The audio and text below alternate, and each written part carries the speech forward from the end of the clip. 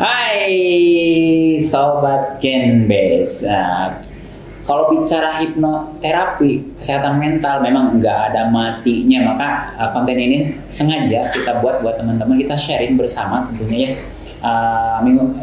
Episode sebelumnya pernah kita ngomong bahwa apa sih keluhan-keluhan buat Sobat Genbase ya terkait ini gitu kan. Minggu kemarin kita udah ngomongin Pak Reki. Minggu ini kita akan ngebahas apa nih Tika?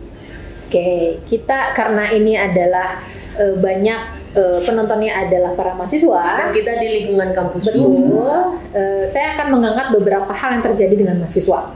Pertama, kasus yang pernah terjadi adalah kecanduan judi, Kang. Mahasiswa. Alah, tema tuding sih. Kecanduan judi. Itu berarti masalah mental juga. Itu akhirnya jatuhnya ke masalah mental karena orang tuanya sudah nyerah. Gimana caranya? Dan tahu nggak penyebabnya apa? Gabut. Hanya karena gabut akhirnya kecanduan. Namanya model di DHB ini organisasi. Ini Karena dari kecanduan slot yang awalnya kan itu kan di sistem ya udah dibuat iseng menang 10.000, menang 10.000. Kan adrenalinnya terpacu tuh 10.000. Nah udah makin gede dia mulai pakai uang jajannya dia, uang saku kepake lagi karena udah mulai itu sistemnya dibuat jadi kalah. Nah ternyata mereka tuh ada grup untuk cara yang sama-sama memang di bidang itu. Ada ide, udah lu pinjol aja. Nah udah masuk pinjol itulah jadi nggak bisa berhenti karena sudah gali lubang tutup jurang. Kalau pinjol kan bukan gali lubang tutup lagi, gali lubang tutup jurang. Tapi yang luar biasa hanya dengan 1 kali terapi selesai. Kok bisa? Padahal dia berlangsung hampir 2 tahun kecanduannya itu.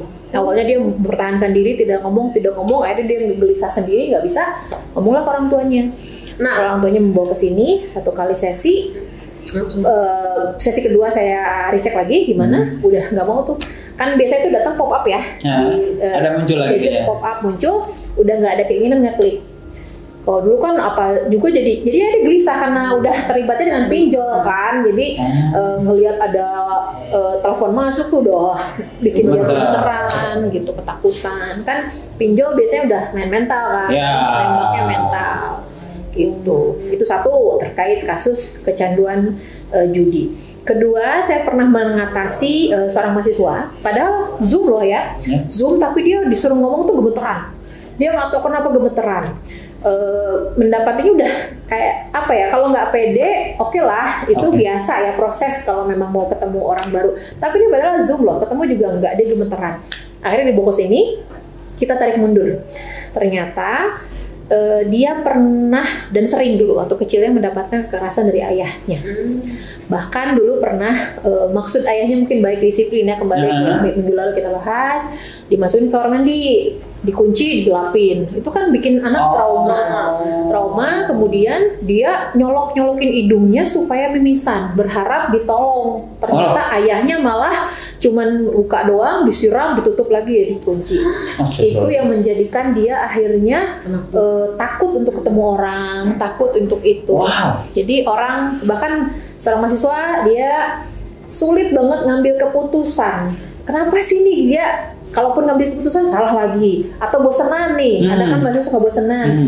Nah itu pernah ketika ditarik mundur dulunya sering disalah-salahin. Kalau misalnya ya gitu main lah tapi salah. Jadi ketika semakin besar, kalau ada keputusan besar yang harus diambil tuh ragu-ragu karena dulunya kebiasaannya udah sering disalahin. Apalagi kalau seorang kakak biasanya punya adik terus udah lo ngalah sama adiknya, kasih adiknya dulu nanti gini-gini. Nah itu tuh sebenarnya kadang tanpa sadar akhirnya karena kan anak itu gelombang otaknya alfa ya, jadi alfa itu apa yang dia lihat, dengar dan rasakan tuh mudah masuk, mudah kerekam.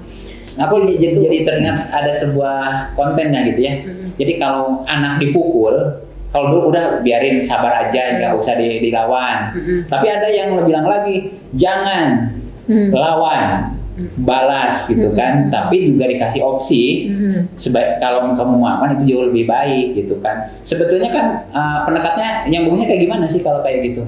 Kalau ke anak-anak sebetulnya saya sih tidak bisa membenarkan atau menyalahkan ya, karena bagaimanapun pola asuh membesarkan itu kembali keputusannya ada di keluarga masing-masing.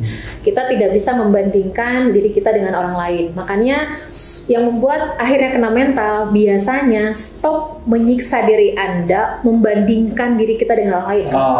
Contoh, dia bisa melahirkan normal, gua sesar. Dia bisa menyusui sampai 2 tahun, gua 1 bulan aja nggak keluar. Dia bisa nemenin anaknya di rumah, gua harus banting tulang cari uang. Dia suaminya mau denger, gua enggak gitu. Begitu pula mahasiswa, kadang-kadang kan yang membuat mahasiswa insecure, dia ngebandingin dengan mahasiswa lain. Dia udah punya cowok, gua belum nih. Dia udah lulus tepat waktu, gue gimana gitu. Dia uang jajan aja bisa di ini kan, gue mau kuliah aja harus cari duit sendiri gitu. Itu yang akhirnya makin masuk membuat dia akhirnya insecure sendiri gitu. Itu hal-hal yang sering terjadi. Jadi emang yang harus dihindari itu salah satunya mahasiswa nggak boleh insecure. Nah, kalau insecure sebenarnya hal yang normal, itu wajar. Sebagai manusia kita pun harus punya waspada dong. Kita harus punya pertahanan diri. Pertahanan diri ya. Nah, tapi jangan biarkan insecure itu malah menguasai dia. Contohnya gini, suka makan Padang nggak? Suka. Kalau di restoran Padang berapa banyak menu yang pengen diambil? Ya minimal 3 ya, rendang, ada ini gitu kan. Kalau 3, tapi kan menu di rumah makan Padang itu banyak. Kenapa nggak diambil semua? Kenyang. Takut kekenyangan, terus takut juga kadang ada yang nggak suka juga. Kalau semua dimasukin mual dong. Nah, kepada makanan aja kita punya hak memilih makanan apa yang masuk ke dalam diri kita. Begitu pula perasaan. Kita punya rasa bersyukur, menolong, bahagia, menerima. Tapi dalam waktu yang sama Allah juga kasih perasaan sedih, kecewa, marah. Itu semua keputusan ada di kita. Tergantung perasaan mana yang mau kita masukkan dalam diri kita dan kita mau bertahan di situ berapa lama. Kalau kita masukin semua dalam satu waktu, seperti halnya kita makan semua itu nasi Padang yang penuh itu dan akhirnya mual sendiri kan? Muntah. Perasaan pun gitu. Jadi insecure juga oke, nggak apa-apa. Kalaupun kamu marah, nggak apa-apa marah, akui marahnya. Kadang-kadang kan kita yang bikin jadi somatis, gue marah ditanya marah, enggak mau ngakuin. Akhirnya lama-lama numpuk jeder jadi bom waktu. Kalau marah ya terima marah, saya terima. Gue lagi marah sama dia, saya terima rasa ini, tapi tolong digantikan dengan perasaan yang lebih nyaman ya Allah. Gitu. Saya kesel sama dia, saya terima rasa ini, saya kesel sama orang ini, sebutin. Saya terima, tapi tolong gantikan dengan perasaan yang lebih nyaman. Kembali lagi kuncinya acceptance, menerima. Justru jangan reject gitu ya? Iya, semakin reject kita ngebuat jadi batin kita, diri kita perang kan di dalamnya, gitu. Jadi intinya insecure boleh diterima, asal tentukan sama diri kamu mau bertahan di situ berapa lama. Terima dulu insecure-nya. Nanti kemudian udah gitu langsung keluar lagi.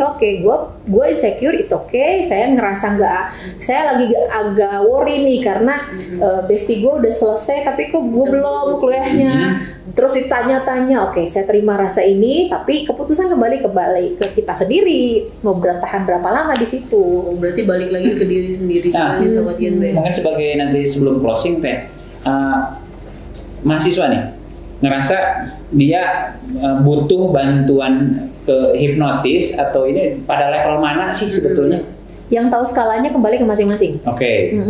Kayak tadi misalnya Tania bilang, gue kayaknya introvert deh gitu. Selama introvert itu tidak mengganggu fisik kita, tidak mengganggu apa hal yang mau kita capai, it's okay. Pertahankan introvert yang bisa menjadi pertahanan diri kita. Karena kalau nggak introvert, kita dapat nerima toksik yang harusnya kita terima, gitu kan. Karena orang-orang introvert kan berarti dia nggak nyaman ketemu orang baru, gitu ya. Nah, kalaupun memang dia merasa bahwa gue kayaknya ada yang nggak nyaman di dalam diri, kayaknya ada yang nggak baik-baik aja deh. Maaf, misalnya sudah mulai self-harm, menyakiti diri sendiri, ngejedor kalau udah marah ngejedor-jedorin kepala, atau misalnya dia sudah nyayat-nyayat, atau misalnya mukul pacarnya juga termasuk juga. Iya, gitu. Salah satu kalau katanya dalam bertangga, kalau pacaran HDPR. Kalau pacaran sudah mulai ada main fisik, itu biasanya salah satunya memang ada isu kesehatan mental juga di dalam dirinya. Nah, kalau itu memang sudah mulai membahayakan diri, sudah membuat kita jadi nggak produktif, itu memang waktunya kita segera cari bantuan profesional. Wow. Tips dong deh dari Teh Tika nih untuk mahasiswa, apa aja sih biar mereka itu secara mental sehat lah gitu ya, gitu. Kayak gimana Teh? Oke. Belajar untuk berkomunikasi dengan diri sendiri setiap pagi, apresiasi dirinya. Setiap pagi ucapkan salam sama dirinya. Wahai diri, terima kasih ya, kamu sudah nemenin saya sampai hari ini. Terima kasih kamu sudah kuat. Saya minta maaf wahai diri kalau kamu banyak diisi dengan rasa sakit hati. Saya minta maaf kalau kamu banyak diisi dengan rasa kecewa.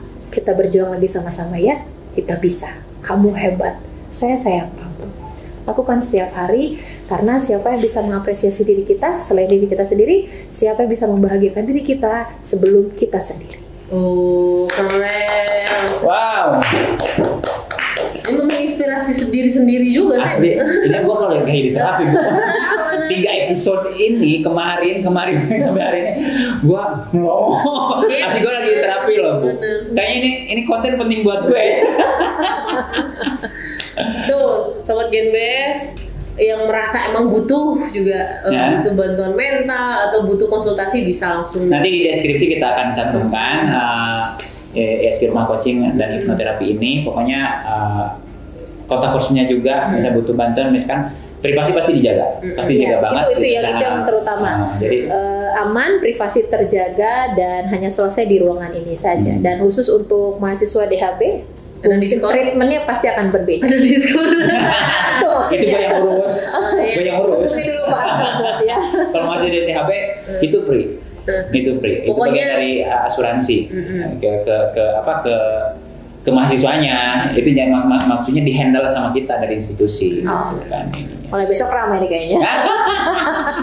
Ya pokoknya jangan kalau ada masalah ada apa-apa pokoknya ngomong, Jangan dipendam sendiri. Cepat harus dirilis. Benar. Dirilis. Rilis itu bahasa ini Teh ya, mengikhlaskan ya. Melepaskan. Oke deh sobat Genbes, sudah dulu untuk obrolan minggu ini bareng Teh Tika. Nantikan minggu-minggu selanjutnya. Dadah.